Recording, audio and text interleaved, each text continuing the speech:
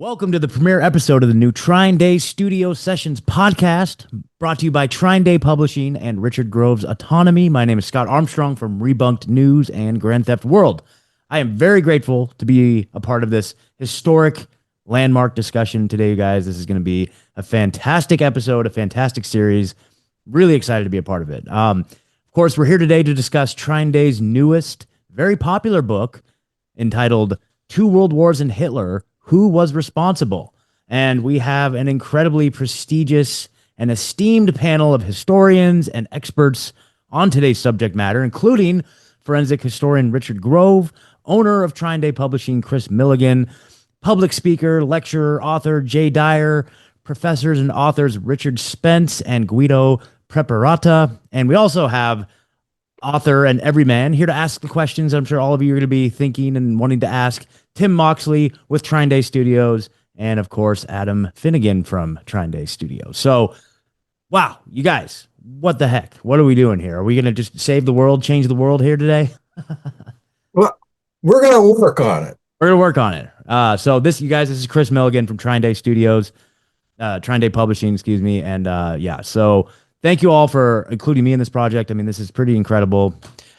We have a long list of things to talk about. I've had the chance to read through this book, and it's information that a lot of it was new to me. A lot of it I knew already, but it kind of just puts all the pieces together.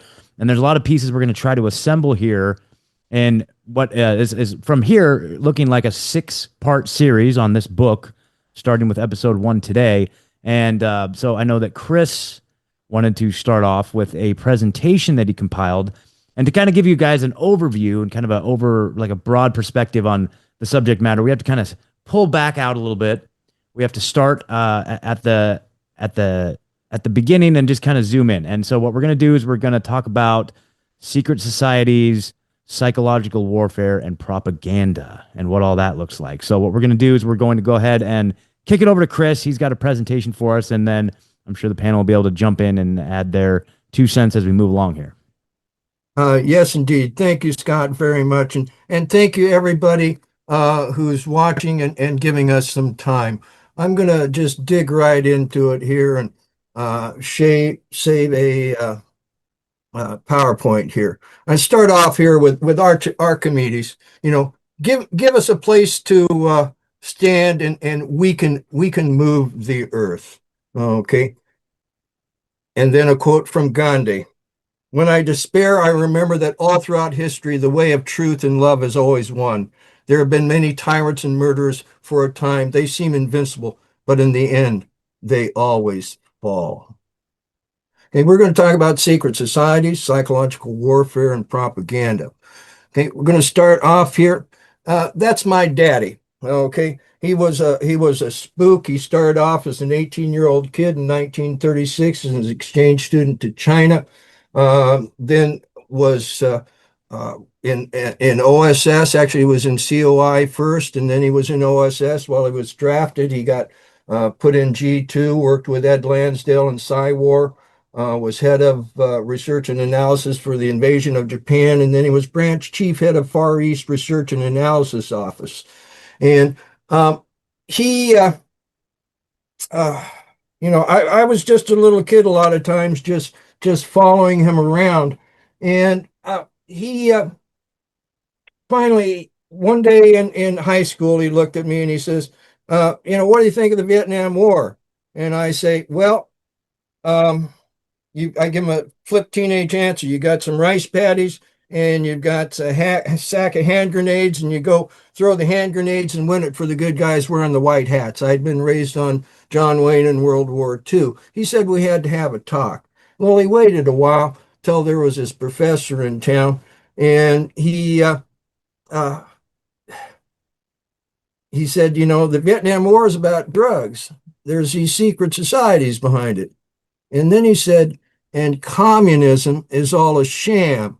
These same secret societies are behind it all. Okay, now here's a little thing from OSS where they're saying that he's got to go into the army and they need a little bit more time before he gets there. Here's D.F. Fleming. He was in the room when my dad told that. He was a professor from Vanderbilt, And they did this the day before my 20th birthday, which was September 22nd, 1969. And this, what my dad talked to me about led me to this man, Anthony Sutton. Okay. He was, I asked him about his work in secret societies, what that did for his career, and he said that it just destroyed it. Here was his books that he wrote for the Hoover Institute, Western Technology and Soviet Economic Development. It got to where the third book there is, and they told him they didn't want to release it. He didn't understand that. Okay, so he went around them. Okay, and did this book, National Suicide, Military Aid to the Soviet Union, because what those other books had done had showed that the Soviet military was basically being fed surreptitiously by the United States corporations and parts of it government the wherewithal to fight the Vietnam War. Okay, and this led him. He said something's hinky going over there. I mean, he he broke his rice bowl at the Hoover Institute and had to go on. And so he started looking in and saying, how come he had to break his rice bowl? And so he started writing these Wall Street books, The Wall Street and the Bolshevik Revolution, Wall Street and the Rise of Hitler, Wall Street and FDR. Okay. And then somebody was reading those books, a lady by the name of Charlotte Iserbyt, whose father and grandfather had been in the Order of Skull and Bones.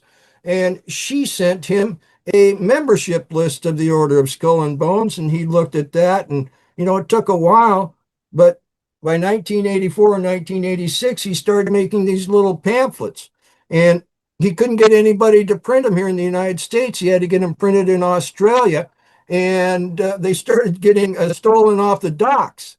Well, at that point in time, people like Anthony were talking to other people through newsletters, and he had somebody on that newsletter that run a mom and pop print shop up in Montana, and they put these four little ones together into the thing called America's Secret Establishment, and put that out in 1986.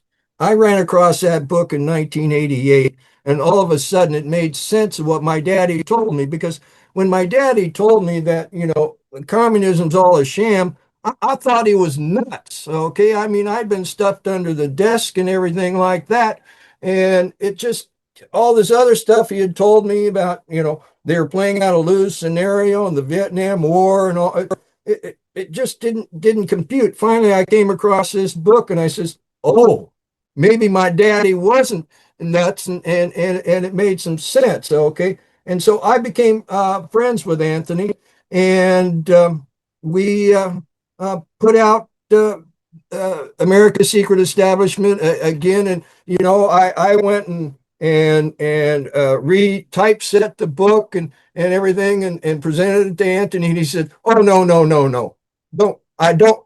Just take pictures of the book. I don't want them to even think I'm thinking about them.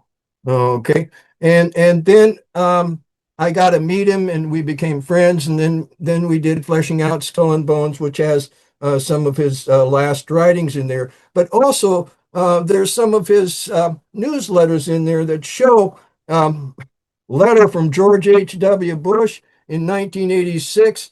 Because this was just coming out at that point in time about Skull and Bones, even though they've been around since 1832. And George says, oh, he wasn't a member of any sordid secret society at all. And so then we've got this fella here, okay, Carroll Quigley. Okay, he was a professor at Georgetown and a couple other places. He came out with the books Tragedy and Hope, okay, in 1975. And then there was the Anglo-American Establishment, which wasn't printed until he died. Okay, so there must be some reason for that, And so because they were exposing structures of control and power.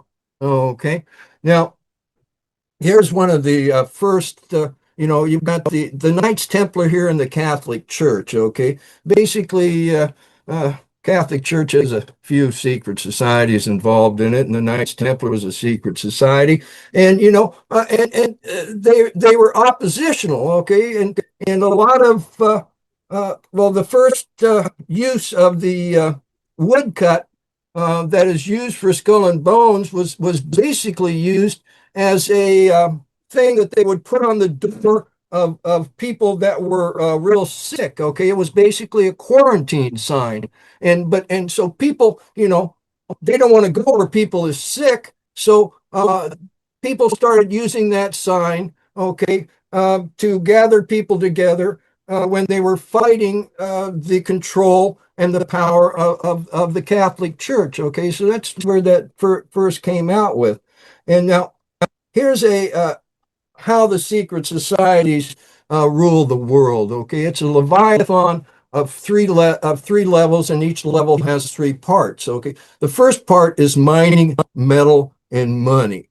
Okay, and that one is very. I had a guy that could affect it. He came at me with this book, the Great American Gold Grab, and I told him, I says, gosh, I can't do that. I know nothing about gold. And it was like an 900 page book. And he finally got it printed in Poland. Well, he came at me later on with this book, Calling All Angels. And I said it was a thinner book. And I said, okay, I can do that.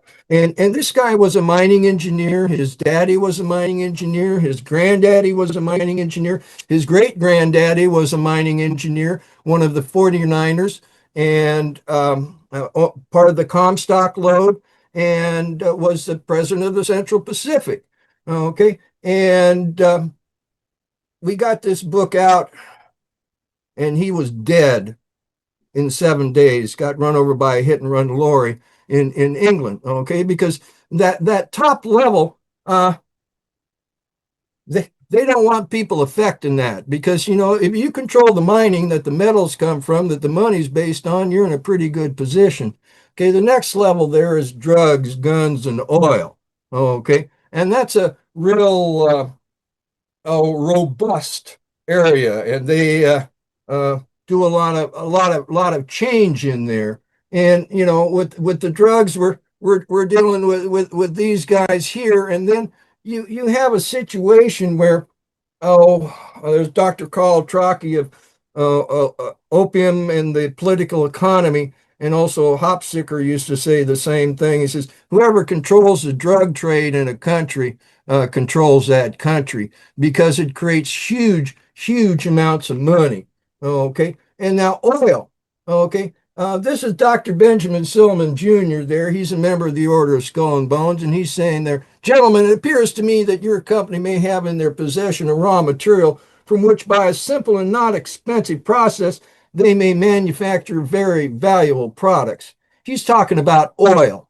Okay. It was Skull and Bones that sent Drake to Pennsylvania to make the very first oil well. Okay. And Percy Avery Rockefeller's a member of Skull and Bones, and there's a Rockefeller in every secret society that I can get my hands on their membership list there at Yale. And the reason we go to the oil stores is because it's there. And then the guns, you have uh, Prescott Bush.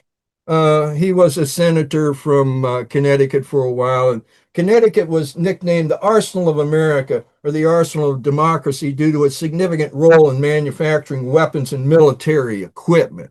Okay, and then where this meets the road is media, because you got to control what you're telling to the people, right? And then you've got movie slash music, because you got to control the culture, or the culture will bite you in the bunny. And then you have quote unquote magic. Okay, the ability to hoodwink us, to make us think something else is happening, and then the preponderance on these guys using mass trauma to keep us in line. Now, Prescott Bush, there he is with the whiff and puffs. Okay, and there Prescott Bush is, he's not talked about a lot, but here's a picture of him with a couple. These are all Skull and Bones people, and you can see that the Prescott has a lot of difference there. And actually, uh, here's a picture. Uh, the week after Prescott Bush went to SHAEF headquarters and talked to Eisenhower and said, "Hey, Ike, what are you, a Democrat or Republican?" And they basically, and the week after he was there, Averell Harriman showed up. Robert Lovett and Dean Acheson. Dean Acheson's Scroll and Key, but the other guys are Skull and Bones. And basically, they were the powers that be behind the Eisenhower uh, administration. Okay, now here's the founders of Skull and Bones: William Huntington Russell and Alphonso Taft. Okay, Samuel Russell there started Russell and Company, which is the third largest opium smuggling company at its time, and then the first number one in America. And then there's William Howard Taft. And the reason I'm talking about this because I want to show you uh, what Skull and Bones did to get their hooks into the United States government. Okay, and it was because uh, they basically were financing themselves through opium. Okay, and after the Second Opium War, opium became legal. Okay, so it took a while for some of the people they'd been selling to that, oh, they didn't need these smugglers anymore, but after a while they figured it out. So what did Skull and Bones do? They fomented the Spanish-American War, okay, through yellow journalism and false flag. The Maine there blew up and became a big, cause célèbre, but the Maine didn't blow up from the outside; it blew up from the inside. Okay, and this is where they started, making, tell it was one of the first uses of concentration camps that they said the Spanish were using concentration camps in Cuba and everything. And Teddy, they got everybody all excited about Cuba. But we didn't go to Cuba right away when war was declared. But we did take the Philippines right away. Okay. And then we sent out Arthur MacArthur as the first civilian governor. I mean, military governor, and then they sent out William Howard Taft as the first civilian governor. Finally, after a while, after McKinley was shot and Roosevelt was president, um, Taft left the Philippines as Secretary of War. He'd been asked to be on the Supreme Court, and he turned that down. If you look at the historical record, what he did was he made opium illegal for the first time in modern Asia. Okay, which then gives these guys this huge amount of money. He also started the Hague and the Shanghai Convention, which gave us a prohibition of cannabis, coca, and opium. Okay, and it allows them to sell plants for more than gold. Okay, now here's this is a little collage from Toi Ninh, Vietnam, where you have the Cao Dao cult basically settled it. And in 1956, my folks were in Toi Ninh, Vietnam. And I had been doing a lot of research on CIA drugs and the drug trade. And I was trying to figure out how big Chiang Mai, Thailand was. Well, I couldn't find out. My dad died, and I'm looking at his uh, itineraries on some things. And in 1956, he'd been in Chiang Mai with my mother. So the next time I'm home, I say I can ask my mom how big Chiang Mai was. And so I get there and I say, Mom, how big was Chiang Mai? And she says, oh, it wasn't very big. There was biggest thing in town was a church. She had a picture of it. And then my mom says, and that's when I stopped believing everything I read in the newspapers. And I said, Mom, what do you mean?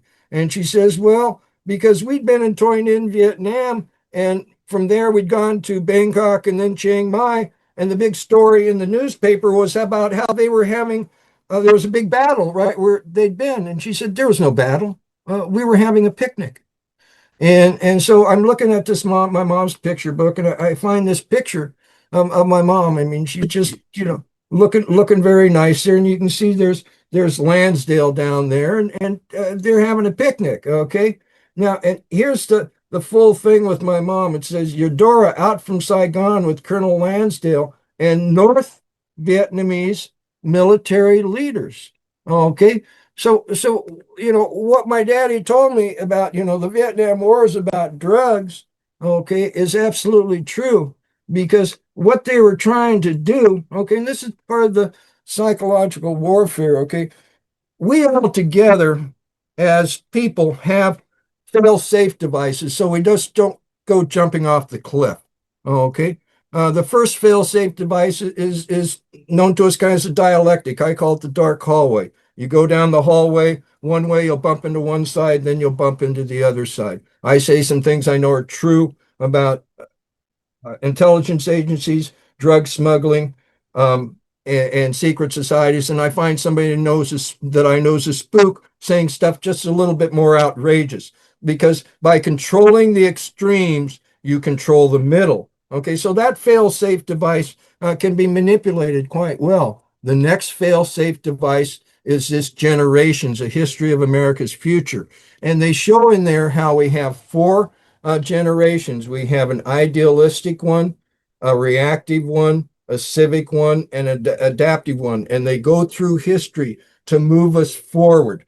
And in this book, they show how the kids that were teens and preteens in the 1860s did not cohere as a generation. And some of the reasoning why they didn't cohere was because of the assassination of a president, war, and drugs. Okay. Then they tried to do the same thing to us kids in the 1960s, the kids that were teens and preteens in the 1960s, the idealistic group. Okay. So it's about, manipulating the future, okay, for their control and for their power. Okay. And the big thing that happened to us kids was the Nightmare on Elm Street. Okay, the killing of the king in Dealey Plaza. The changes that happened after that, because that was, again, that was quote unquote magic. That was a mass trauma hit against the American people. It wasn't just some generals waking up in the morning and saying, "Hey, I'm gonna change the thing." We had a hidden government behind the visible government of these United States become painfully obvious in a kind of a subliminal way and lent an undercurrent of the hallucinogenic to our real reality, welcoming to Oz, thanks to the men behind Oswald and Ruby. There was a transfer of power in the collective group mind of the American masses from the public power of the elected frontman to an unelected invisible college capable of terminating him with impunity. Okay. Now, uh, we did another book, Sean Stone, New World Order. Okay, because again, these secret societies, uh, you have the one from Rhodes, okay, where basically he wants to bring America back into the British Empire. Here's his why should we not form a secret society, but with one object, the furtherance of the British Empire and the bringing of the whole uncivilized world under British rule for the recovery of the United States, for making the Anglo-Saxon race but one empire?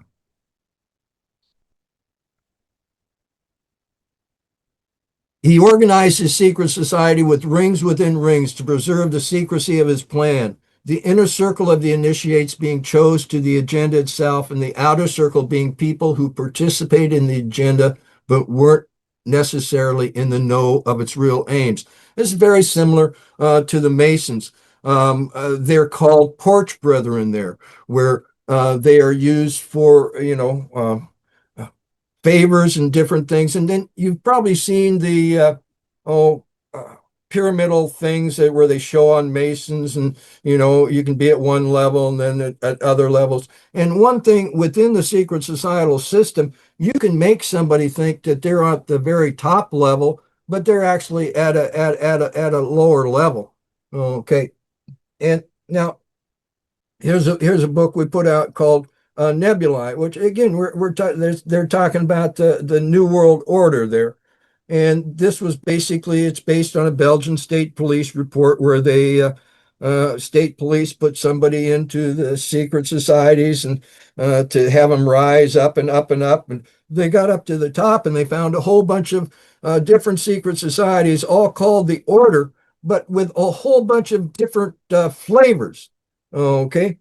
And now here, this talks about how, again, you had confrontational secret societies, but then this Jewish Marxist alliance was seen as a serious threat. But over time, this alliance was also teamed up with Freemasonry and Protestantism. So basically, these secret societies, after a while, they say, wait a minute, why are we fighting each other when our main enemy is the people?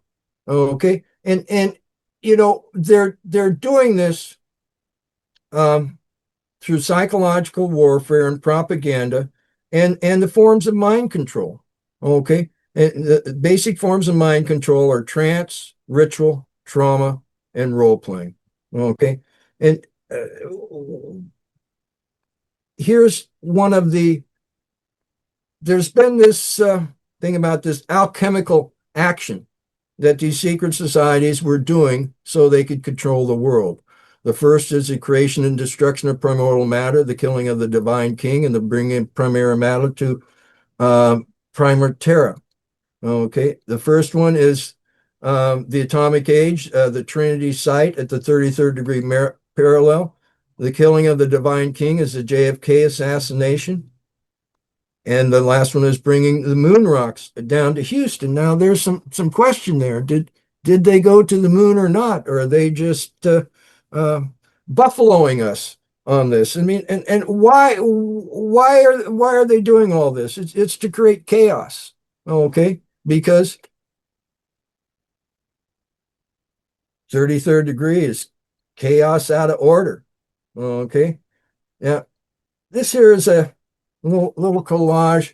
If you were alive in the 60s, they were talking about, oh, there's going to be a Kennedy dynasty and whatnot. But we didn't really end with a Kennedy dynasty. We ended up more with a Bush dynasty.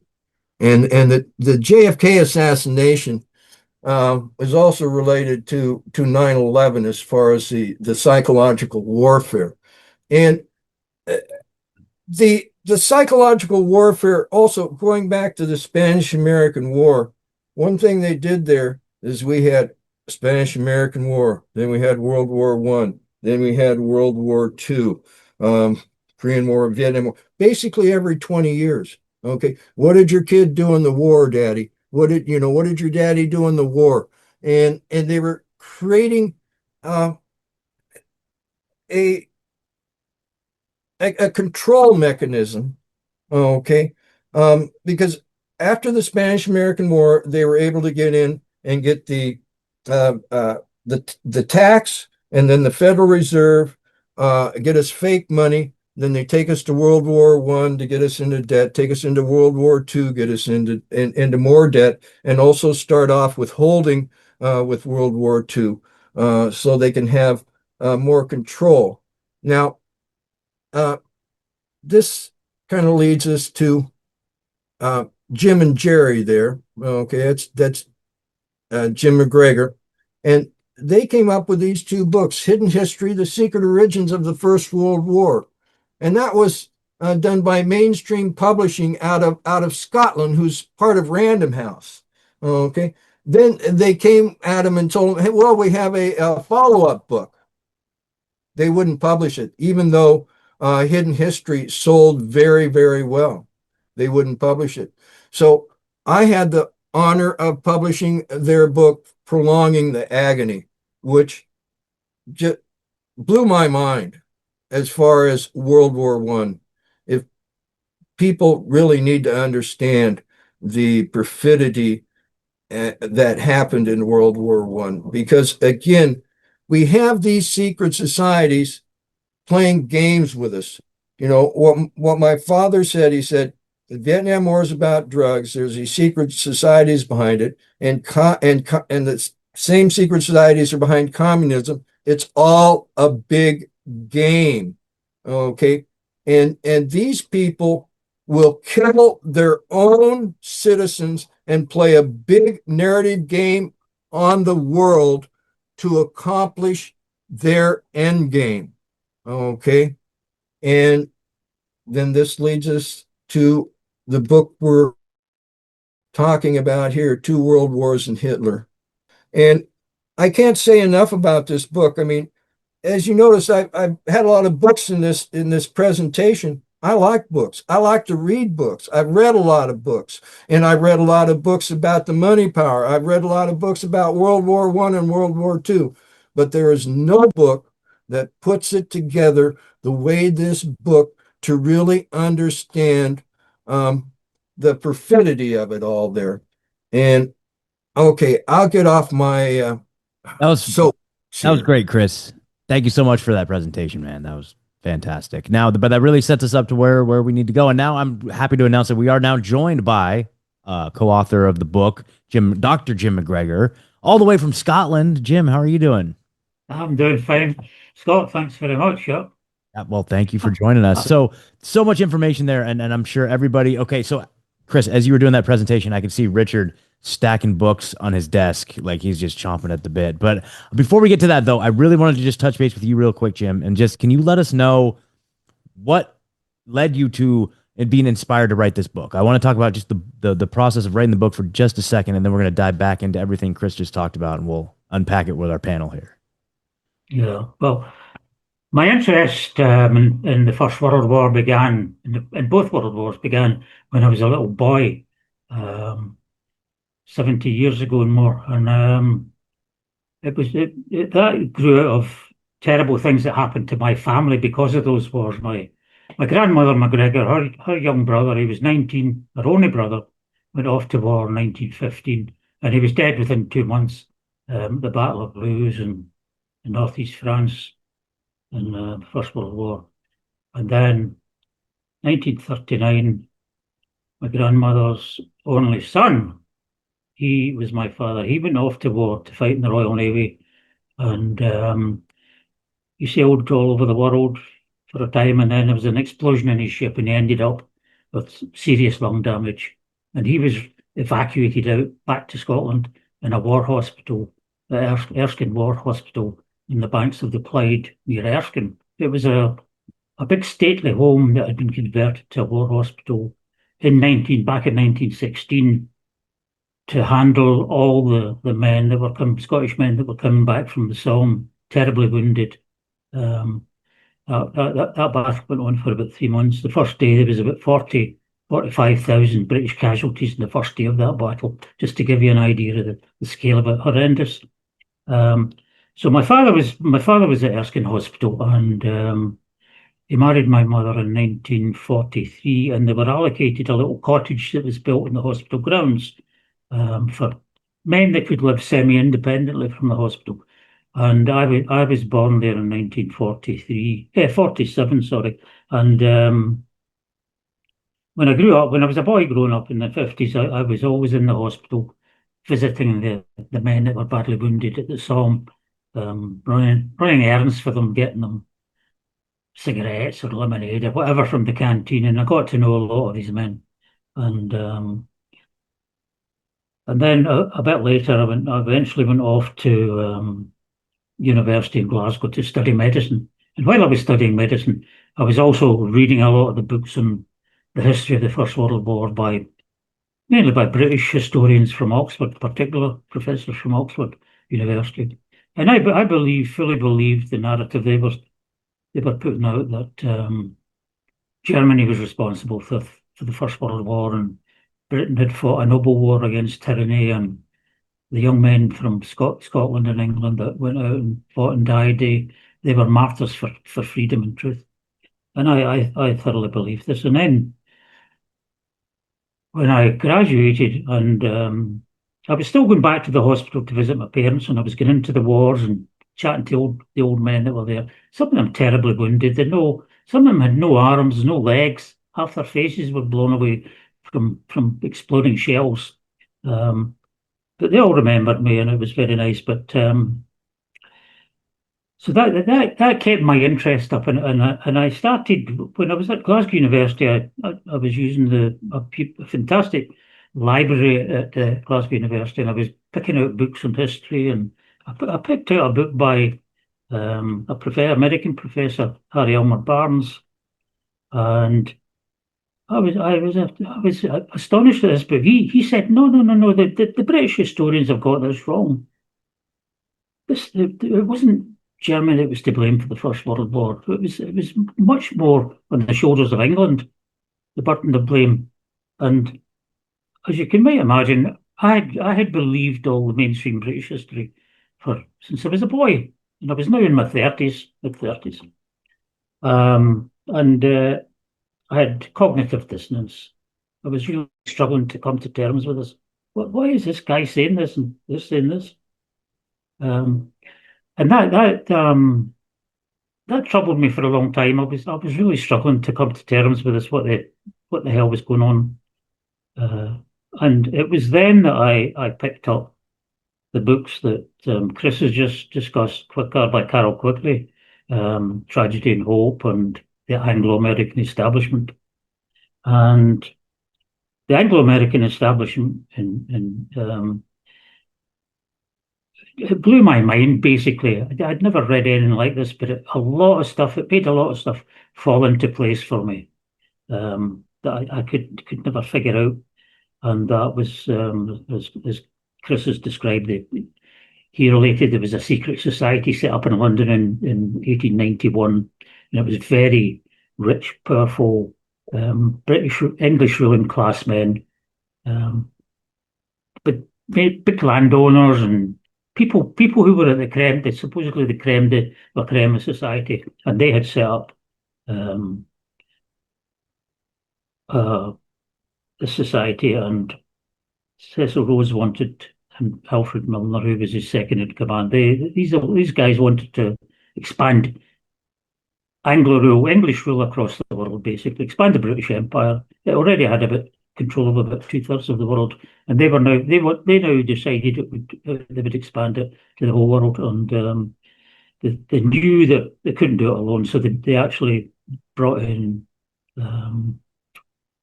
the Americans. They had to bring the Americans in, and they did so. So for about 5 years, I was digging into all the men that Quigley named in the society. He named about, Chris talked about the inner core and the association of helpers and stuff like that. They quickly named about 30 men in the inner core, the real powerful people in Britain. And the outer core was about 100 men. Some knew what was going on, some didn't, but most of them guessed. Quickly reckoned what was going on, and when I tracked all these men and spent a long time digging into all their backgrounds, their individual backgrounds, and how they were connected, and what their role was around the time of the First World War and the decade before it. I found that 90% or more were intimately involved in developing, promoting war against Germany. They wanted to take Germany out. She was a burgeoning power at that time, and was going to be a major obstacle to them taking global power, especially if she linked with Russia. They would formalize, it would be all powerful, control Eastern Europe, and could go on to control the Eurasian landmass, as described by Halford Mackinder. So that was. I started writing this up about this secret society. Quickly actually didn't mention anything about the secret society in the First World War or the Second World War, but in the passing, but nothing. And I started placing all these men positions where they were involved at that time, and I started writing up with a friend of mine, Jerry Docherty. He was a headmaster at a big comprehensive school in Scotland, and he had a degree from Edinburgh University in history and combined degree in economics. And Jerry, at first, when I was spelling this stuff out to him, we'd just be sitting down in the pub having a beer and discussing it. And I could see he was disbelieving this was crazy conspiracy theory. But I persevered and he persevered. And after about 6 months, and I gave him Quigley's Anglo-American Establishment to read. And when he came back, he was blown away by that the same way as I had been a few years earlier. And Jerry had taken the bait, and we both worked together for about 4 or 5 years, and we wrote the Hidden History. And then we went on to look at the war years itself and how the war had been deliberately prolonged by these people. And that's when we wrote The Prolonging the Agony. And then Jerry wanted to go on and do some fictional writing, faction, I think they call it now. And Chris published one of his books just a couple of years ago, Beyond Revanche, it's called. And then sadly Jerry died. He developed cancer and died. And I had brought in another friend who had a degree in biochemistry, but he'd also studied for a degree in economics, and John O'Dowd, and he joined me, and we spent some time, and we wrote this book about two world wars and Hitler, and Chris kindly agreed to publish it, and that's how I got to this stage. Amazing. That's really fascinating. And I mean, it's a quite an accomplishment. And so thank you for all of your hard work and effort putting it out there. And I know the central theme of this particular episode, the outline was we were gonna kind of unpack the first three chapters. And so the first three chapters draw heavily on Carroll Quigley's work, talks about Cecil Rhodes, the Milner Group, and all that stuff. I want to open it up to the entire panel here. So we have everybody that, if you have something you want to say, please join in. I know Chris wanted to touch base real quick with Richard Spence and Guido, but I really want to encourage all of you, if you have something you want to say, jump on it. Yes, you can put your hand up or something like that to put in there. But I wanted to ask the two professors here, okay, Mr. Preparata and Spence, how did I do on that presentation? I love Very it. well.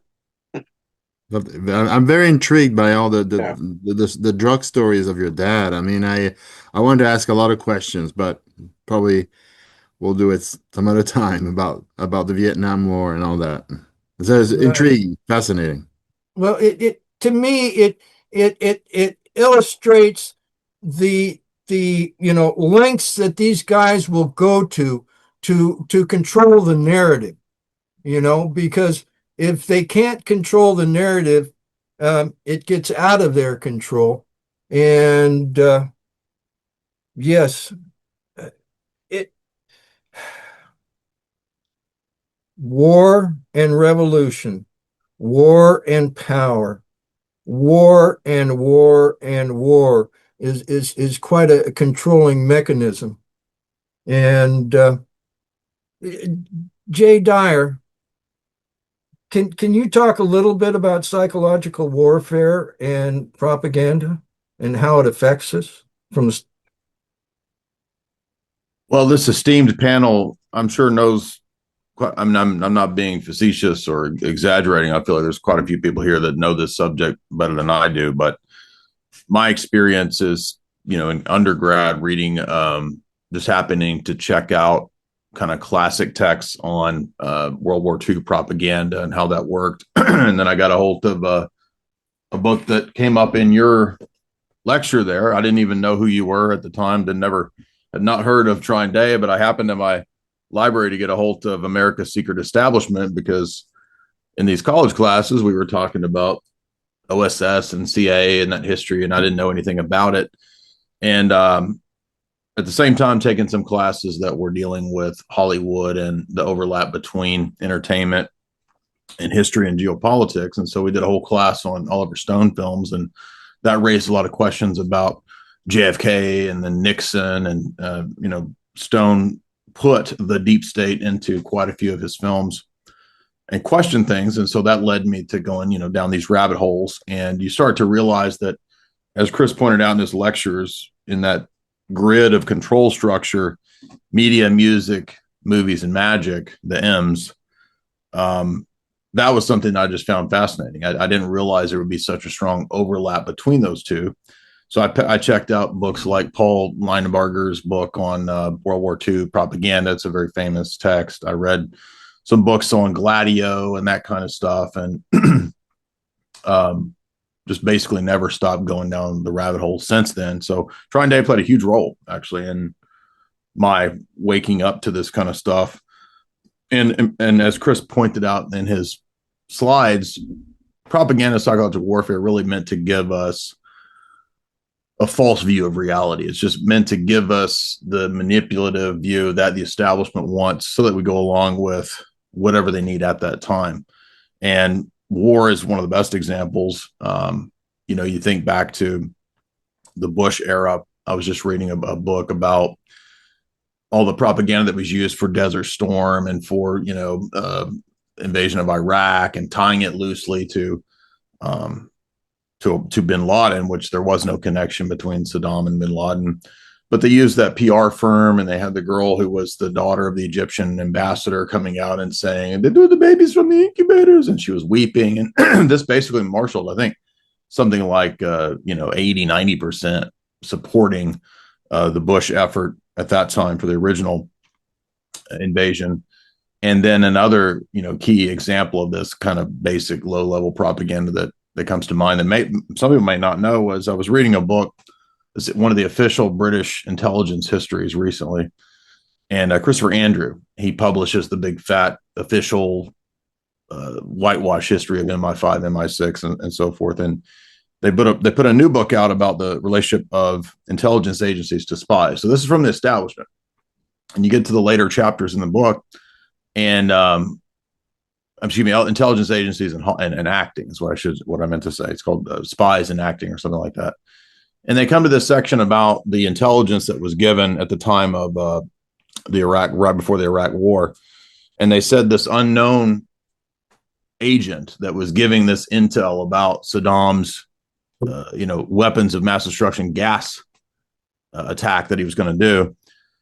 He said that the British intelligence operatives who didn't know what was going on, that were reading this intel and giving it to Colin Powell and these people, they started realizing that it sounded suspiciously like a movie that had come out a few years before called The Rock with Nick Cage. And Nick Cage has big green balls that are going to destroy all of San Francisco if he doesn't stop Ed Harris, the angry vet, from destroying San Francisco.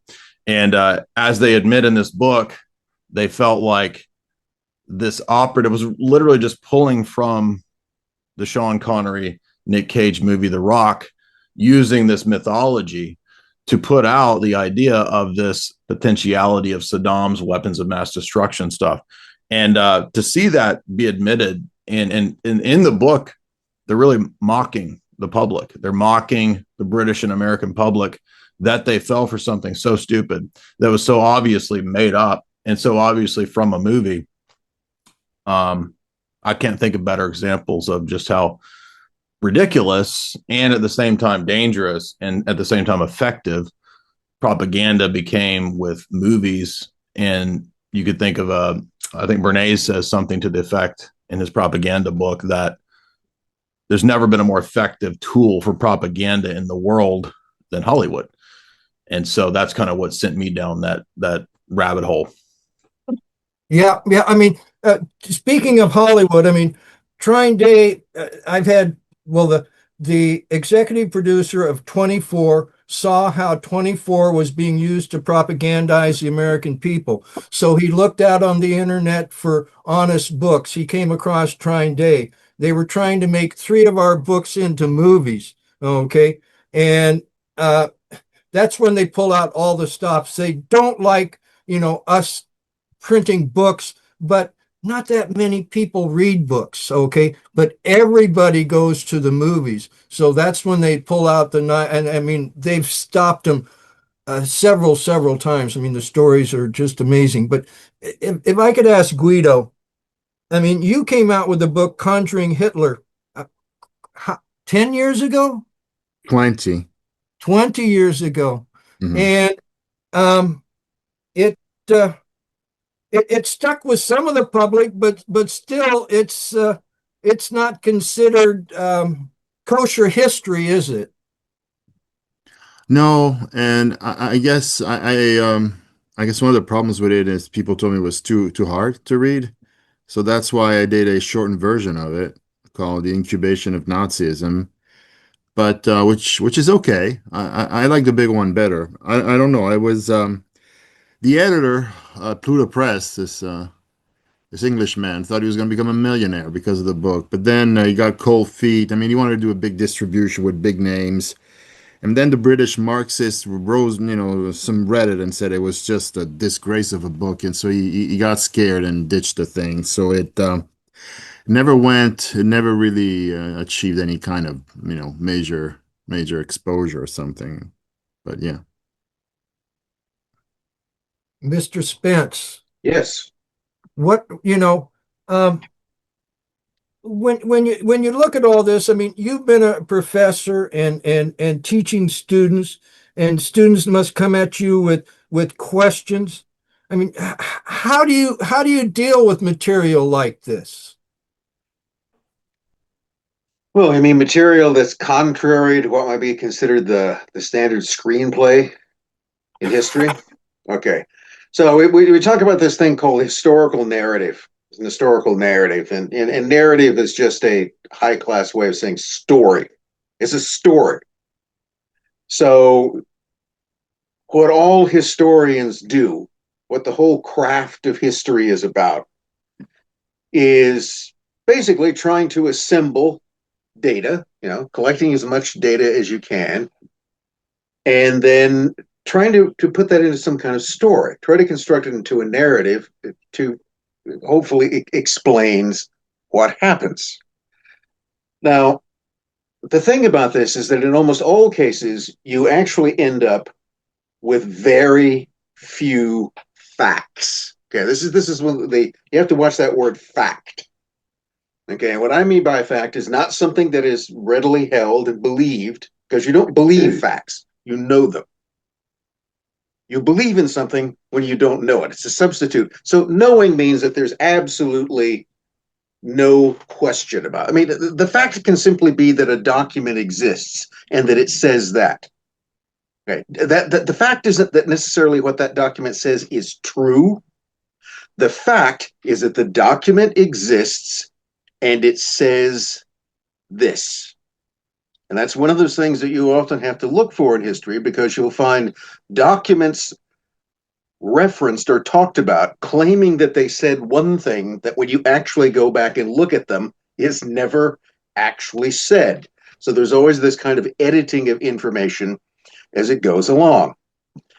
So, I mean, here's a simple example of what I mean by a fact. So one of the things I think we could all agree upon is that World War II happened, right? Okay, now we can quibble over exactly when it began and whether it was one war or two wars, but we'll agree that it happened, all right? Late 30s, the early 1940s, there was a worldwide conflagration. 60 to 70 million people, maybe more, were killed. A lot of explosions, a lot of death and destruction. That's the fact. Now, but then you get into, well, the question we're asking here, why did it happen? How did it happen? Exactly how do all of these pieces fit together?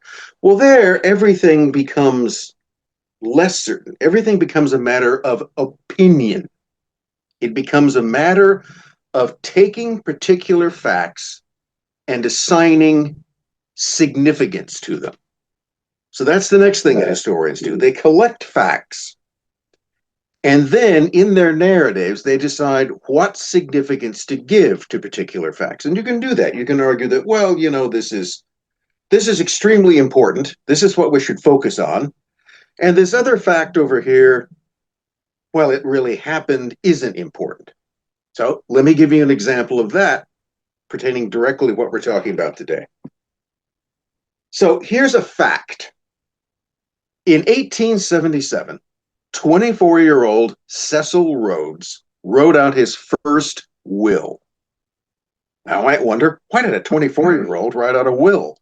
Well, because he thought he wasn't going to live very long. He was a sickly child. His family was always afraid he was going to die.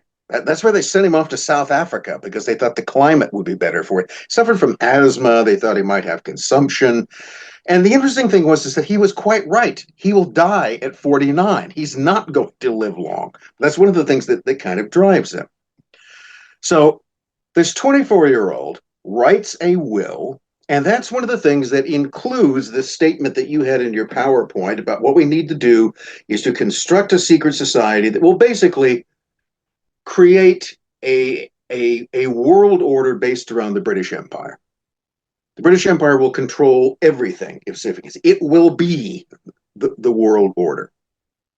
So it's a fact that the will existed. It's a fact that he said, I'm going to create a secret society. And furthermore, it's a fact, as Jim and others can attest, that in 1891, a secret society funded by Rhodes' millions made in the South African diamond trade, the Society of the Elect, was created. It existed. It had members. It had different levels. So, well, what can you quibble about that? Well, you can quibble about it by arguing that it doesn't mean anything. So here is an example of a British historian of my acquaintance that I once talked about this. This was years ago. I was not interested in it. And I said, well, he got Rhodes in a secret society. He goes, the secret society was just something he thought up. It never did anything. Rhodes was an enthusiast, and so he came up with some harebrained idea about a secret society, and he got some of his friends together, and they sat around and they talked about things. But he goes, nothing happened. It's insignificant. It's not important. Now, think of how you can build that. Now, from the standpoint here, the argument is no, that's tremendously important. A man of wealth and influence and determination creates a secret society with an avowed mission to carry out these actions, which appears to continue. You've got Rhodes Kindergarten, you've got the Roundtable group. I mean, you can, I think, pretty clearly trace a line of succession. But the argument that you'll generally get from the more standard interpretation, where that model doesn't fit in other words, that's not the way things are supposed to work. History in the standard view isn't determined by the actions of individuals or other of secret societies. Those things don't exist in history, in standard history. So even though you can demonstrate that Rhodes said this, and then he followed through on it, and that there was a continuum of action based upon that society, the argument will be is that is insignificant. It doesn't mean anything. And one thing the guy said is that, well, you can't actually show, his idea was that if the Society of the Elect had accomplished all of this, they would immediately announce it and take credit for it. Okay. I didn't find that a convincing argument then. I don't find it a convincing argument now. But that's just it. That's the example. You've got a fact here that the society existed, but you're just going to decide that, no, that's not important. So we'll just say that, that's just some silly thing, and we're not going to pay attention to it. So then imagine, depending upon what weight you want to give to the few facts that exist, how many different narratives or types of narratives you can create about an historical event. Okay, and this is why, if everything about the First World War and the Second World War was manifestly clear, there would be no ongoing discussion about it.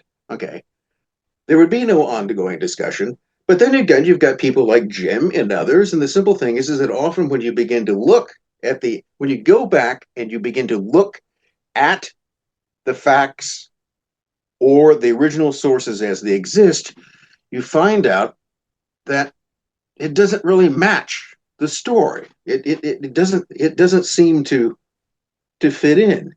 And I give you another example from more recent events, and I don't want to go off into some whole, I hate to use the word COVID because it just brings, all right, but when that whole thing started in early 2020, I was being told, I think many of us can relate to this, I was being told what was happening and what was going on. And I found out that didn't match anything I was actually observing. Right. I remember going into a hospital in this period where I was told that hospitals were being overwhelmed and it was just kind of normal. There wasn't anything that was going on that wouldn't be going on otherwise. And so you get confronted with these two things. You're being told a story as to how things are, a reality. A reality is being crafted through propagandistic or other means, which doesn't conform to the actual reality. Now, you have to do one of two things in those circumstances. Your brain does one of two things. You have to turn one of those off. You have to say that, okay, I'm going to believe what I'm told, and I'm going to ignore what my eyes actually tell me, or I'm going to believe what my eyes tell me, and I will not believe the other one. And they're going to play games in between with both of those too. Yes, and Yes. it will go infinitely back and forth. So there was a quote I ran across serendipitously the other day, and I think it originally comes from a British historian. Jim may know this guy. I don't know him well. Lewis Namier. And I think Lewis Namier, I would bet, is actually part of the Roundtable group. British historian, period of the early 20th century, also for a time an ardent Zionist, but then turned against that. He sort of seems to rebel against this, but he was all part of the British establishment. But he made this interesting observation. He goes, is that the usual assumption we have is that we remember the past and we imagine the future, right? That's the way it's supposed to be. We remember the past and we imagine what the future will be like. But he goes, no, the whole thing that the historical profession does is to turn that around so that we imagine the past, and then based upon that, we remember the future. Now, to maybe put that, you remember there's another British writer, George Orwell, who said something, I'm going to have to paraphrase this. It's from 1984, that he who controls the past controls the future, and he who controls the present controls the past. I think that Namier and Orwell, in different ways, are saying much the same thing. So what Namier was talking about is that we imagine the past because in trying to construct it, we imagine it in terms of our experience and our sort of moral outlook. Now, this is one of the questions that comes up today in discussing past personalities or events. To what degree do we impose current moral paradigms on that? So put it this way, but what would be done there were people in the past who did all kinds of things that would be horribly illegal today. But at the times in which they lived, that would have been judged differently. So which of those is the basis? So you imagine a past. Right. You create a past. Right. And then what we do with the past is that we're always predicting the future based upon some kind of example from the past. Let me bring Richard Spence. What I was going to say, Chris, is like, yes, I want to bring Richard in, but I was going to say is like the whole beauty of this book too is like in order to understand, because the thesis is around the rise of Hitler and the orchestration behind that, but in order to understand that, you have to understand the machinations leading up to World War II, which then you have to understand the machinations of World War I. It's one continuum, and then you have to go back even further, where we're talking about the diamond mines of South Africa, what emerged from there. Like this is one continuous story that the pieces have to be put together in order to understand. So many people just have this Hollywood comic book image of Hitler without any fundamental understanding. And I'm so grateful for these last couple of years that I've had the opportunity to get immersed in this information and haven't had the chance to learn it. So, Richard, Okay, so Professor Spence said something there, like there's a series of events, Cecil Rhodes, the Milner Group, but then they will discredit that and say, oh, that's insignificant. What are your thoughts? Is there any significance there? Is Do it? I think that? Oh, go ahead. Oh, Go ahead, Rick. Grove, Mr. Grove, Yeah. Mr. Grove. All right. Because I know Chris was like, he threw the ball to first base, but it went to second base there. So I was trying to make sure I didn't step on your toes. First, interesting. Let's start with the interesting fact.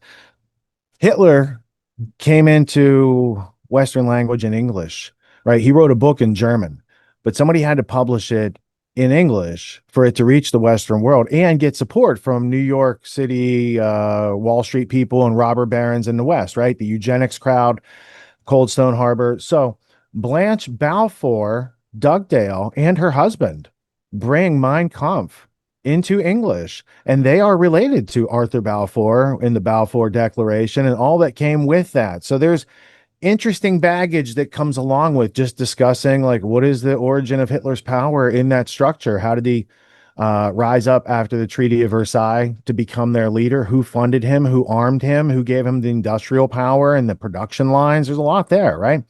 But also, I want to go back to some points that were made earlier. First off, Chris, that was a banger presentation. The magic part of your graph in that bottom row, like media, movies, stuff like that, the magic is our absence of intellectual self-defense. It's their ability to use words, get us to believe them, and then we become part of that unofficial, like their official narrative, but that's not reality. So then we could observe as readers that literacy is a form of slavery until an objective practice of critical thinking is applied consistently by the reader. So the reader is in danger of believing things that aren't true unless they're using the 5 W's plus how, connecting it back to reality, which is what Rick was talking about. So now in this milieu that we don't believe everything we read, and we are very incredulous, especially of stories and PowerPoints like what Chris presented. So as he went through, it was a lot of nostalgia for me because I was one of those people who was incredulous of all this. I thought I had a real education, and surely there was nothing outside of the narrative I knew that was going on. So I started with, I paid $80 for this little pamphlet, Chris, this little Anthony Sutton pamphlet. And then I found out later that pamphlet for $80 is actually in this book, right? Let me zoom out. Let me go up a little higher for you guys, right? So then, Chris talked about this book, and this is the picture of his dad that he showed, right? So I was like following along with your presentation. I thought that was really cool. And then just for Sutton's sake, you guys were talking about gold. Sutton wrote a book on the Federal Reserve conspiracy. And then you were talking about like the politics of heroin, and it's all drug smuggling. I got all those books 20 years ago because I was very shocked and chagrined, right? And then I discovered an artist called Mark Lombardi. He has his book called Global Networks, which is like it's his signpost here in reality because he died of his own hand on 3/22/2000. You hear me in the back? 3/22/2000. This artist who was tracking the narco-terrorism opium syndicate of Skull and Bones, Osama bin Laden, the Bush family before 9/11, just happened to die before his big art opening. Nothing to see there. Published by the Judith Rothschild Foundation. So then when you were talking about the secret societies aspect, I pulled this book because this is 1861, where there's a group of people who say we can use Freemasonry to our ends to achieve a global world order. And it's very specific in here that it has to do with taking some people from one area and getting them to move to another area. But they would probably need, and they even talk about this, they would need a global threat. A threat from outside, a very much like a tiny mustache man type of situation in order to get that to happen. And then you talked about the Anthony Sutton books, which, the trilogy, which ends with Wall Street, Rise of Hitler, Wall Street, FDR, Wall Street, and the Bolshevik Revolution. You talked about national suicide. This Sutton book is also immensely valuable. And Sutton got fired because he was looking into the Trilateral Commission, and he worked for David Packard over there at the Hoover Institute. David Packard is the same guy that fired Steve Jobs from Apple. He's played by Jeff Daniels in that one movie about that. So anyway, that's interesting. He did face oppression as opposed to Quigley, who didn't face a lot of pushback because he kind of said it in the right way. You also mentioned Charlotte Iserby, and her, I think, grandfather was a mining engineer, going back to the top level of your graph. He was a mining engineer for Cecil Rhodes in South Africa, I'm pretty sure. Now, if that doesn't cover everything, I saved the best for last. So let me clear the deck for something that's in bubble wrap. And before I do that, I got to set the stage like this. Those books right there, those are the official papers of the Round Table. Those are official Round Table from William T. Stead, Review of Reviews. That's their library. Those two books are the private papers of Lord Grey, and the next four books are the private papers of Colonel House. These are all first editions because I did not believe that these people were up to this. So I said, I want the first edition, not an internet version. I wanted to see it in print. What did Woodrow Wilson say in 1911 about these people? I got all the artifacts over the past 25 years. So with that all being said, once upon a time, I found the guy who bought William T. Stead's Review of Reviews library. William T. Stead's the co-conspirator of Cecil Rhodes.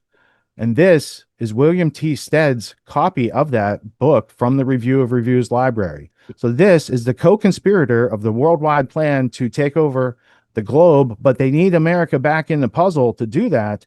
And this first edition copy elucidates the last will and testament of Cecil John Rhodes, who was originally funded by the Rothschild banking family, and then he left in their will back to Lord Rosebery, who is Lord Rothschild's nephew, son-in-law. So it's all kept in the family. You can see it in his own handwriting. This is quite an artifact of history. And it does quite clearly state about this, the need to create a secret society based on the Jesuits, but replacing the Roman Catholic religion with that of the British Empire and their aims and goals, and yada, yada, yada. 2 world wars later, we have a lot of explaining to do. So the what you reading for is no longer so I don't become a Waffle House waitress. It's so I can retain and maintain a freedom that was handed down to us, that was fought by millions of people around the world to get the type of human rights that we enjoyed in the 20th century. And I think we have some responsibility to learn about they, them, those who wrote it in their own words and told us what they're doing. And shame on us if we don't step up and start seeing outside the official narrative that's been discussed. Also, real quick, hey, Guido, nice to meet you. I wrote the foreword for Sean Stone's book. You wrote the afterword, but we never met before. So it's Right. nice. Thank you. Pleasure to meet you. Yeah, pleasure to meet you. Look at that. Legends in the house. Well, Guido, I mean, you, like Professor Sutton, you destroyed your career by following these things. So what can we as a people do? What can we do to fight this cabal? Huh. Well, it's interesting, because there was mention of the Jesuits, and I was with them in the Vatican 5 years, and that's so I saw a few things there too, and I wrote it about in my book on Empire and Church. What can we do? Yeah. Well, I mean, what can we do? What we're doing with the in terms of discourse, in terms of publication and podcasts and activism, all that is great, and we should keep going, and try to get as many people on our sides through this, call it a new story, retelling the story. And you would hope that that would be enough to shock most people out of their stupor. In a more concrete fashion, because people ask me, well, what do we do socially and so on? Is that what you're asking? I mean, how to get organized? Because I don't want to give the Chomsky answer. Well, let's get organized and then something will happen, which is, it leads to nothing in the end. I think there's only one way to get organized, and organized even financially and economically. And the only way to do this, aside from keeping on writing these books and making these podcasts and spreading the other story, the counter story, is to see if we can also recreate society at a basic level, or in an independent fashion, which is the most difficult thing, which will give us a base from which to operate also on the territory. And it's kind of a different talk altogether. It's more about social engineering.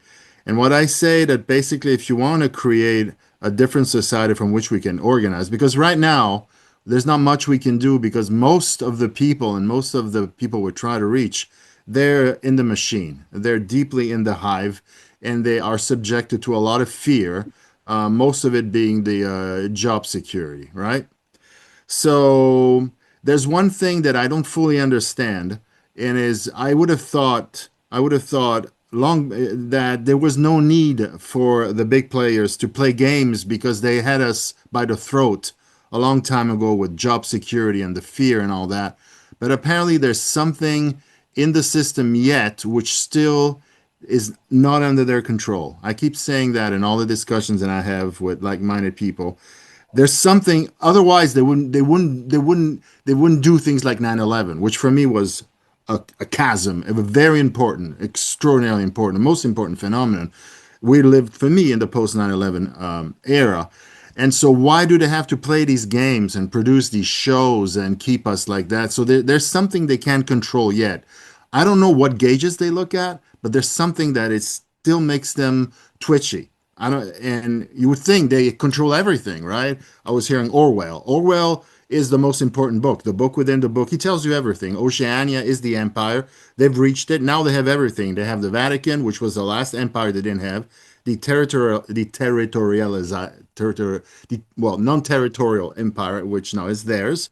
So now that they have all the pieces, the game is over. They have the show. It's like they played all the puppets are theirs. They were already theirs before, but now they have this last constituency. It's 1 billion souls, and theirs too. So the Vatican plays along now with them. So you'd think it's over. You don't need anything else. But they keep doing these war games and so on and so forth. The only way to organize ourselves territorially, I think, is to try to escape. How can we escape society, and how can we escape the fear of losing one's job and recreate wealth, which would allow us to create a counter culture, a counter story with much more amplification? Well, there's two ways in which they control us. One is through taxation, so in the way you're hooked into the system, and the other one is the credit system, is a control of money.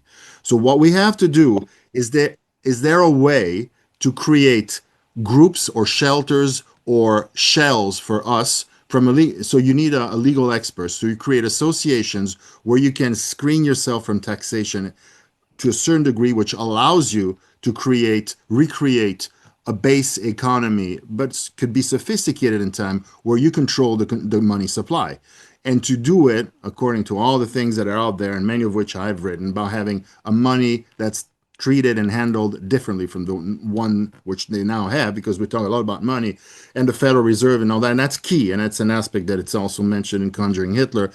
Oh, it's a perishable money, and manage regionally for the old anarchistic dream of federation, of free cities federated. I keep telling people who want to do this to prepare for war, because the moment you touch these two things, the suction through taxes and managing your money, they'll come at you with guns blazing. But in the end, I think when the answer to your question is this: can we find and create a shell? Because we live in a mechanized hive. Can we create within this nest a smaller nest initially under the radar where we can recreate a circuit by trying to diffuse these two parasitical tentacles, which are the two main ones, and disable them as much as possible to create a movement of resistance? There is no other way. The Chomskyan solution of activism, I don't know, it's bland, and the Chomsky story is another one, but it stays within this anarchistic project that is the one we're in. And at least this is a good moment. And I think also in America, Americans have to understand that they are in the eye of the storm. I mean, most of it is on their shoulders because they are in the lion's mouth. It's up to them.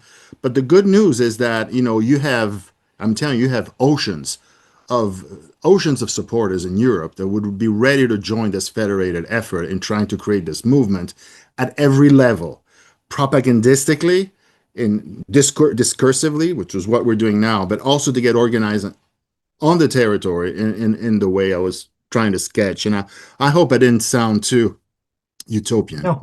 No. Well, I mean, I read a lot of Ben Franklin, and I find Franklin was quite an interesting guy. And and the money thing is sovereign money. money that is, like JFK, the greenbacks, Lincoln, the greenbacks, okay, instead of relying on a private bank to give you money, because then you're dealing with, what somebody's grandpapa had in a cave sometime, So, Well, part of what Guido's talking about is already done. So there are decentralized other types of currency that if this isn't the product of the IRS, then they don't have anything to do with it.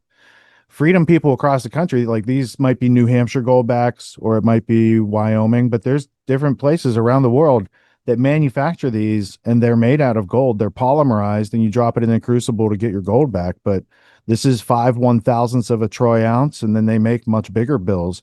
But these are actual money that's used. So like what he's saying is right. And you do need to create that insulation to have these types of things grow. But this doesn't need electricity as opposed to like Bitcoin and some of the other currencies. Oh, no. And, yeah. So, I mean, part of what you're drawing as a vision, I'm just saying it's been worked on and there's people out there. So some of it's just finding the others that know these things too. Right. That's true. Yep. Can I maybe interject something here? Please. And it comes back to the question as to how do we get people on our side? How do you convert people? And I'm going to use that word convert because it does move over into a kind of quasi-religious realm. Let's put it this way. I would bet that everybody here, and the reason why we are here, is that at some point you have come to your current worldview. At some point you had a kind of epiphany. Right? Chris, you were talking about your dad told you stuff when you were a kid. It didn't register with anything. But at some point, and maybe not all at once, maybe all at once or gradually, various bits and pieces that you'd assume, your brain sort of works on things that you're not aware of. And you realize that that most of what you believe was bullshit, for lack of a better term. Again, that realization can come quickly or it can come gradually. But once it's there, the illusion has been dropped in some way.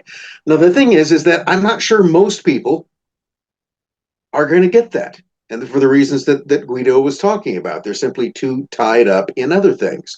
But that's essentially what I would say what efforts in this are aiming at, is that you're not going to get to everybody, but you are going to get to some. Because it happened to us.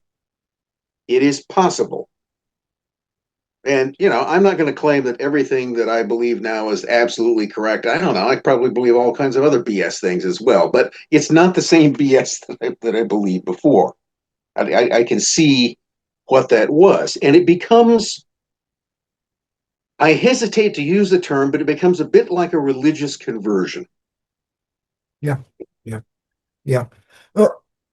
One thing that I found is that once you start looking into this stuff, then you're also open to believing all kinds of other things, because within the psychological warfare and the propaganda, okay, the powers that be then lay out rabbit holes, okay, to catch people in conspiracy theory, in your language, BS, okay. So it can be a minefield out there, because when I first started, I told some people about what my daddy said, and they said, "Well, you're a conspiracy theorist." So I went out and got some books, and there's a book that blames it all on the Jews. There's a book that blames it all on the Masons. There's a book that blames it all on the Mormons. There's a book that blames it all on the Catholics. There's a book that blames it all on the secular humanists. So it is a bit of a minefield out there. And then I came up with the term caveat lector. Be aware of what you read. Don't be afraid to read it, but be aware of it, but be very careful on what you believe. And Jim, so this discussion has started because of your book, okay? Because I felt it was so strong, and it really needed to be explored. What are your thoughts about the discussion that we've had so far? Yes, very interesting. Um, there's some things I would disagree with, and many things I agree with. But I, one of the we've discussed this in the past, and it's a bee in my bonnet that I don't think. I think one way to make some real progress, if we can get across to the vast majority of people who've read books and studied history at school, studied history at university, and been taught the mainstream narrative is that if we can get it across that history, modern history, the world wars and what's been going on in the start of this century is fake history. Quigley pointed that out. It's fake. They control the history. They control education, and through that, they control the writing and the teaching of history of their own time. And I can't remember who yourself brought up. No, it was Rich about George Orwell. Who controls the past controls the future. I think that's how they do it, by controlling the historical record. And if it's I'm not saying it's the answer, but it's one way of breaking the control down. I think if and that was my motive in writing these books, to try and break that, reveal how they are producing fake history. And I have to say that mainstream historians, academic historians, are very culpable in this, and probably they don't know what's going on. I think, but some do, and they don't have the motivation or the bravery to stand up and to. I mean, Guido there, he's one of my heroes because he did stand up and relate the truth about Hitler and what happened. Absolutely right at the top of my list of heroes. And if we had more people like that, then I think we could maybe make inroads. But I don't personally. I don't hold up a lot of hope. I've got grandchildren. I would hope they would have a better future than I think the one they're going to have. But how the hell we change that? I don't know. It's going to get interesting. I mean, I've been doing this other roundtable about the Fitzgerald family, and he's been doing a lot of different research. And one thing he's found is that, first off, the papal bull that went against the Knights Templar was signed on 11/22, and then he came and found out that Desmond Fitzgerald, who was beheaded by Queen Elizabeth, and they thought it originally was on November 11th, but because of the Julian calendar change, it actually happened on 11/22. And so and you start looking at that, and you end up with D and all this type of mystical stuff, and the secret societies are not just these political things. You also have secret societies that are in quote unquote mystical magical networks, and you have the externalization of the hierarchy by Alice Bailey, and she said that the final step of this externalization would happen here in 2025. And we've been told for years here in America, okay, that there's going to be a new world order, and it's going to be brought to you through the UN and the commies and everything. And here we have Trump and Musk actually, saying with the technate and trying to take over Canada and Greenland, basically doing the same type of new world order thing. So I mean, people get caught up in this right left thing, and I find that they really try and play the people on the right and the left, give some of them some honest things to carry, and then those honest things get debased by having them fight each other. Okay, and so yeah, I'm very hopeful, and sometimes I wonder why. Okay, but I truly think that by understanding what is happening, okay, and being able to enunciate it and tell people about it, that something like Guido says, because one thing I was thinking about Guido, I mean, Guido has, lived in America, lived in Europe. So he has, and he says, we've got a lot of friends there in Europe that want freedom and liberty. And, the psychological warfare for a long time has been basically, directed at the American people. Okay, because the idea of the United States of America, of government of and by and for the people, is a grand concept, even if our government has been grabbed by these people and been used in nefarious ways. And so, again, I mean, one thing, Guido, too, I did my book Fleshing Out Skull and Bones, and I figured, oh boy, I'm going to put this book out there, and the world's going to change. Well, I soon found out that that didn't happen. It takes a lot of books and a lot of understandings. But when I was first talking about this, there was very few people I could even talk to, okay, that would understand what I was trying to say. And as time goes on, more and more people have, are understanding things. And so I am hopeful that, I don't know if we're going to have to stand up or what, or just, I don't know.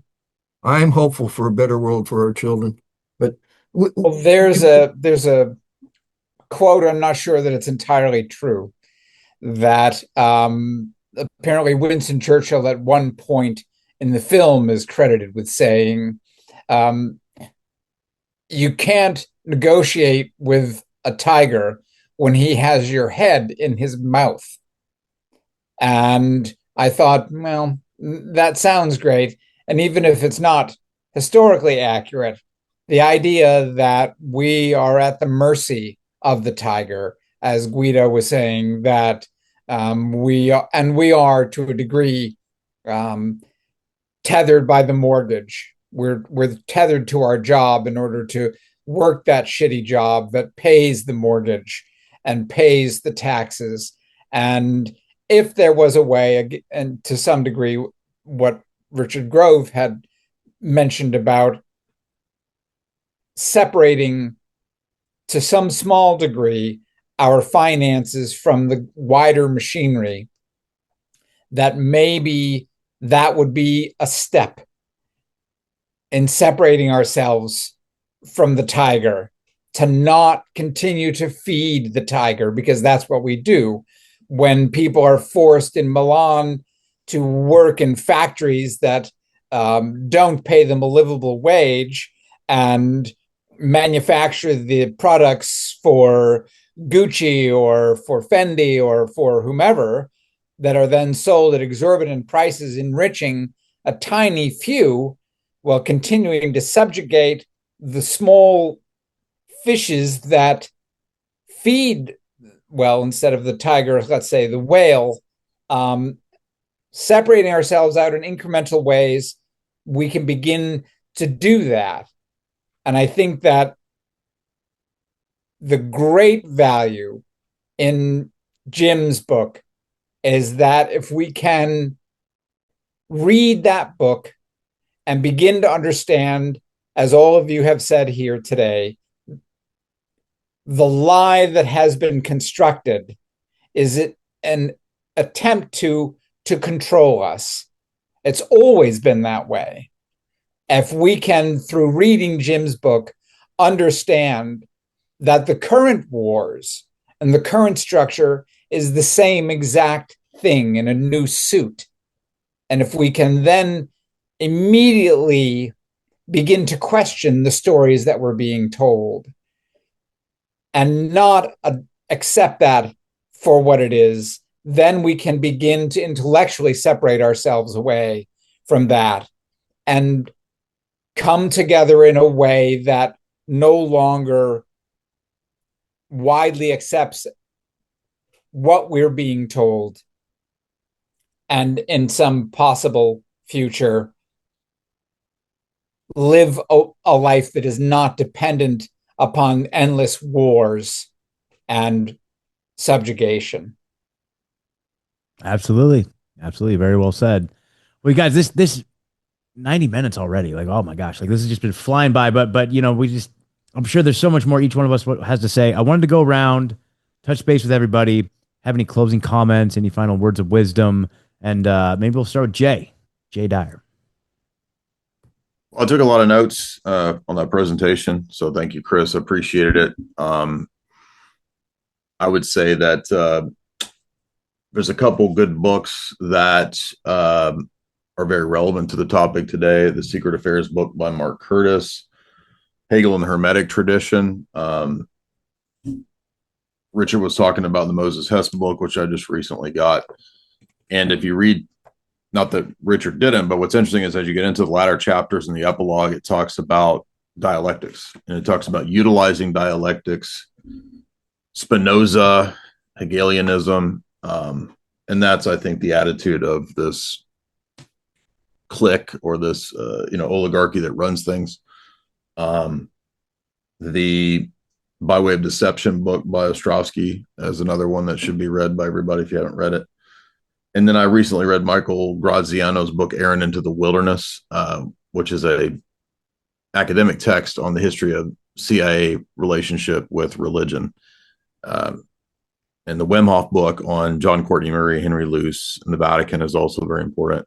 So I would say check out those books. Esoteric Hollywood 3 also will be coming out very soon. You can get pre-orders for that at my website. So that's what I would say. Awesome, man. Thank you so much. Thank you for being here. Really appreciate it. How about Guido? What are your final thoughts on the matter here? Well, I mean, lots. I would love to return to, although it's not directly related to World War II, but the drugs and 9/11, going back to the presentation, fascinating, and definitely about the movies. I mean, there's we can talk a lot more about the movies. There's a movie about Hitler and Goebbels. I don't know if you've seen it, very recently, which tells the story of the rise to power of the Nazis, a German movie where Hitler is actually presented as a normal statesman, which is rather unique. I thought it was very well made. So I'd like to know what your impressions are of this movie. So I think called Hitler and Goebbels. What was the name of that again? Hitler and Goebbels is his propaganda minister. It's very, very recent, a year, maybe, not even. Interesting. Awesome. Well, thank you. Thank you. Professor Spence. Well, I mean, going back to something that Guido said before, what is it? Let's use the term our masters. Okay. What is it that our masters are afraid of if they have so much power? So my 2 cents on that would be is that these are people who aspire to be gods, but are not gods. And at some level, some of them think they are, others know that. The other part of it is that for all the power, for all of the intricacy, for all of the smoke and mirrors that they have, I think that their control, their structures are relatively fragile. They present a greater strength than they actually have, and that's what they're aware of. I mean, it's the same thing that every elite. Remember, none of this began with Cecil Rhodes. This goes back to the pharaohs from beyond. The first bamboozle when someone presented himself is that I'm your god king and you owe me everything. Okay, give me your food and starve. That's how far back it goes.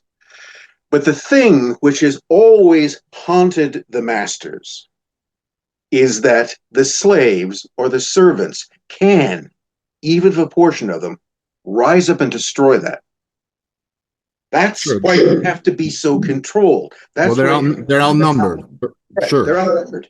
sure. And if they rise up, they're in a hopeless position. So it's all bamboozling. It's all this huge facade, which is created. But And they got us tamed pretty well though so far. They do. Yeah, I agree. Magic. All that magic, man. It's magic. There you go. Absolute.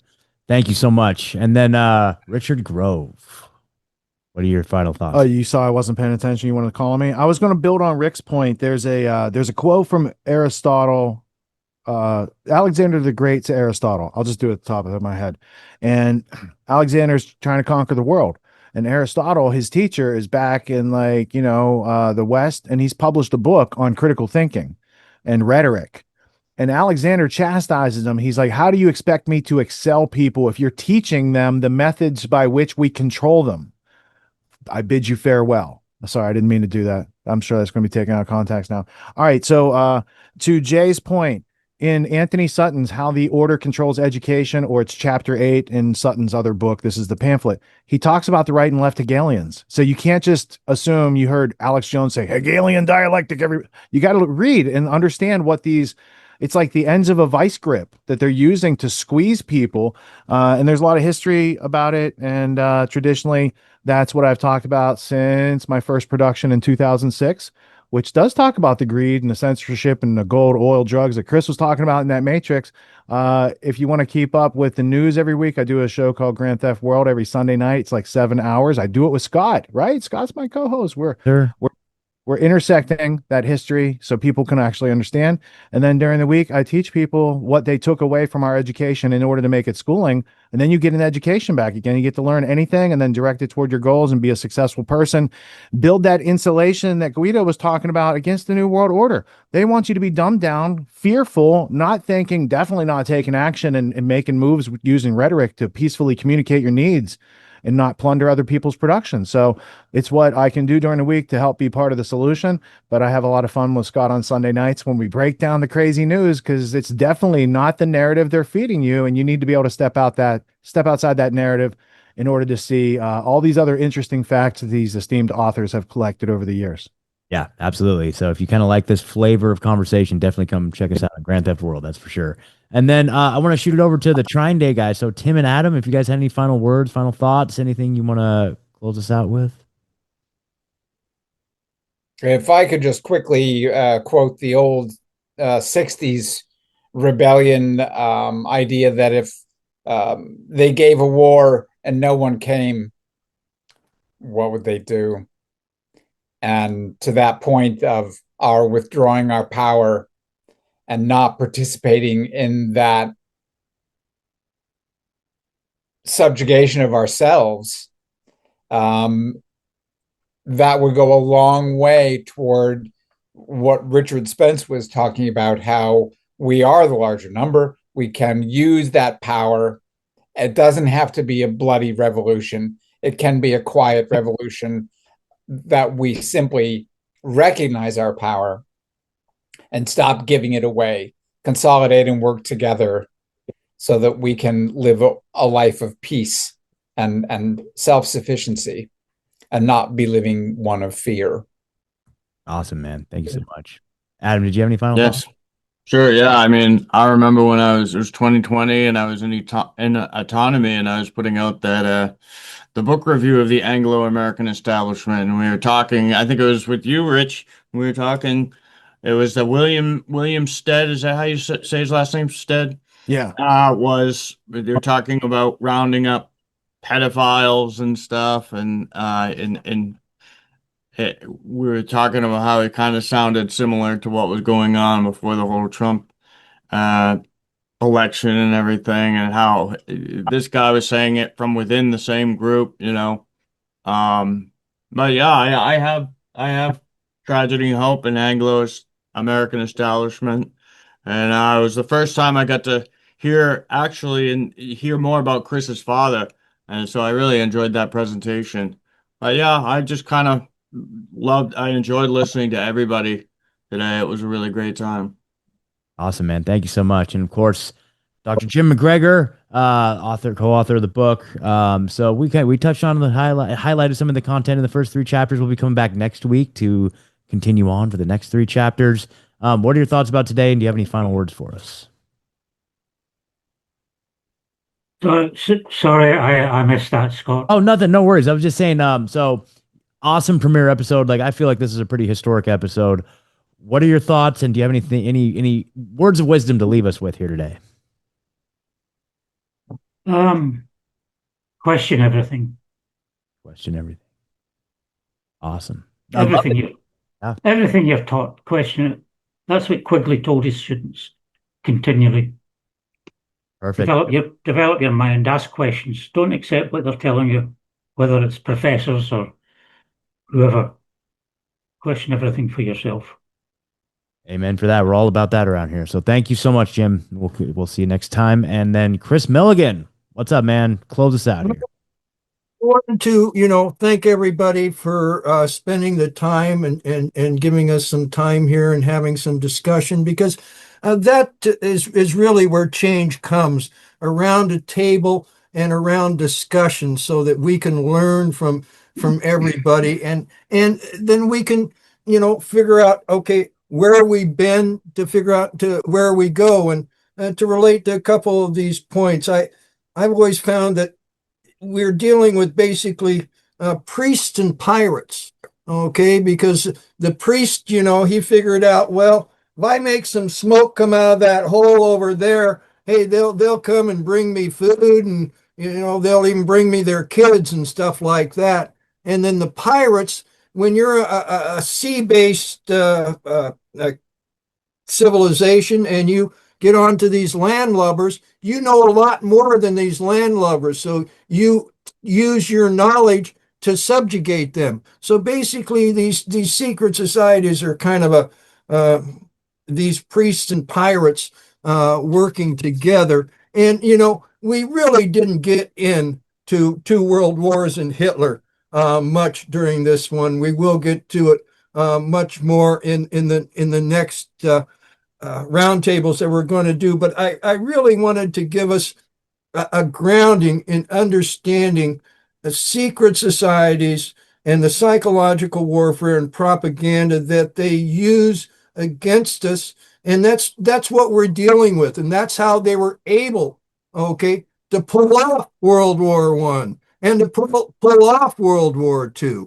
Okay. And in the upcoming things, I mean, we're going to learn about people like Putzi Hafenstankel, okay, which most people haven't heard about, but he was very essential in getting Hitler to power, because Hitler had to be groomed. I mean, just as he would, I mean, they had to spend a lot of time and effort to make Hitler into somebody that was acceptable to everybody.